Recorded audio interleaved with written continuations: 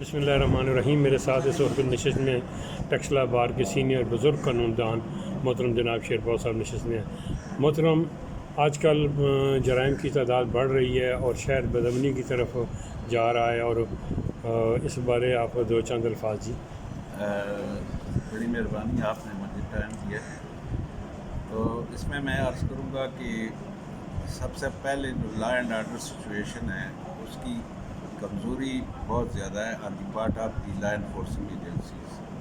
वो भी अपने फ़राइज़ सही तरीके से अंजाम नहीं देते। और दूसरी जो अहम बात है वो माशी बहरान है, जिसका गरीब से लेकर middle class, upper middle class सब शिकार हैं। और वसाइल ना होने की वजह से, रोज़गार ना होने की वजह से लोग जराइम को आसान रास्ता समझकर इख्तियार करते हैं।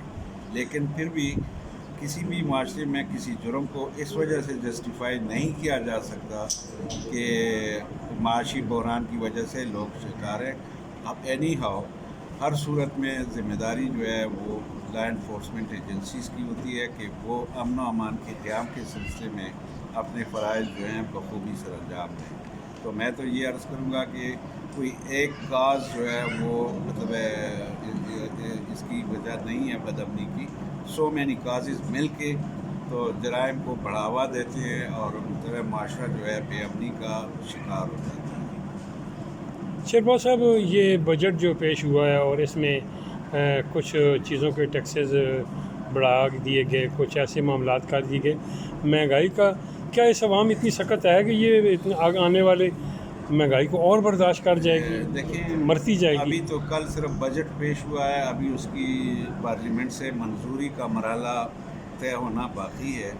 हो सकता है कि पार्लियामेंट में जब अवामी नुमाइंदे इन पे बहस करेंगे, डिबेट करेंगे, तो जो ऐसी टैक्सेस हैं कि जो कि अवॉइड की जा सकती है, तो हो सकता है कि उनकी मंजूरी ना मिले और ऐसा बजट हो मुतवाज़िन हो और जिसमें गरीब लोगों के लिए, कम तनख्वाहदार तबके के लिए कोई सहूलत का मतलब है की सूरत जो है वो पैदा हो जाए।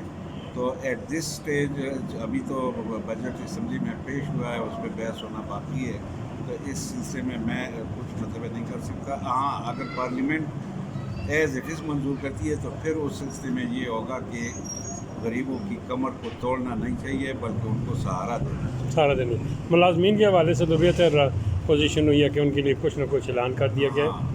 कुछ ऐलान कर दिया गया है, मतलब है कि किराया तनख्वाहें जो है वो बढ़ा दी गई हैं 25%। बहुत अच्छा मतलब स्टेप है।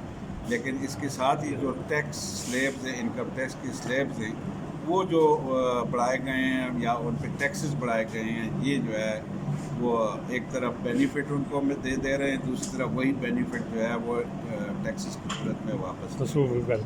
अच्छा शेरपाल साहब, आप पहाड़ी इलाकों में भी गए, मुख्तलिफ़ जगह देखी, और सबसे खूबसूरत जगह आपको कौन सी लगी जी?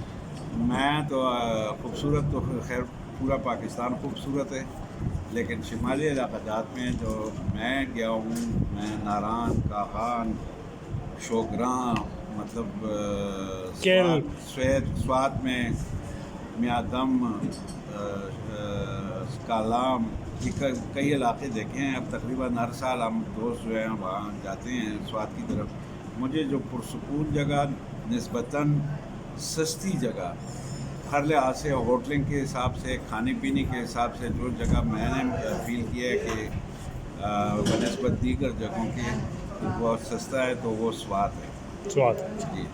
अच्छा, कुर्बानी के यहाँ में माशाल्लाह किस हवाले से सुन्नत इब्राहिमी पर दो चंद अल्फाज जी। इसके पीछे जो फ़लसफ़ा है या जो मतलब है कुर्बानी क्यों साहिब इस्तिताअत लोगों पे फ़र्ज़ की गई है, फ़र्ज़ तो मैं नहीं कहूँगा, वाजिब है, लेकिन फिर भी ऐसा वाजिब है कि मतलब है लाजमी करना चाहिए जो कि वसाइल रखते हों। इसके पीछे वो जज्बा है कुर्बानी का जो हज़रत इब्राहीम अलैहिस्सलाम ने अपने लाडले बेटे हज़रत इस्माईल अलैहिस्सलाम की कुर्बानी अल्लाह के हुक्म पर देने की साई की, और अल्लाह ताला ने वो कुर्बानी कबूल फरमाते हुए दुम्बा जो है वो भेज दिया। और इब्राहीम अलैहिस्सलाम ने जब आँखें खोली तो उनके सामने ज़बाशुदा जो है दुम्बा पड़ा हुआ था। इस्माईल अलैहिस्सलाम जो है वो महफूज और मामून थे। तो ये इसके पीछे तो जज्बा यही है कि हम अल्लाह के हुक्म पर अपने प्यारे से प्यारे मतलब है रिश्ते को या किसी चीज़ को वो हम कुर्बान करने के लिए हर वक्त तैयार हों। तैयार तो हो। ये फ़लसफ़ा है। अल्लाह ताला जो है नीयत देखता है और उस नीयत के हिसाब से मतलब है इंसान को अजर देता है। तो हमें ये नीयत करनी चाहिए कि अल्लाह ताला जो हुक्म फरमाता है उसकी हम हर सूरत में तामील करें। अच्छा, नए नौजवान वकला को आखिरी सवाल है, कोई नसीहत जी? नसीहत तो मैं ये करूँगा कि हमारे जो नए बच्चे आ रहे हैं इस फील्ड में, उनमें स्टडी करने का एप्टीट्यूड जो है वो बिल्कुल नहीं है।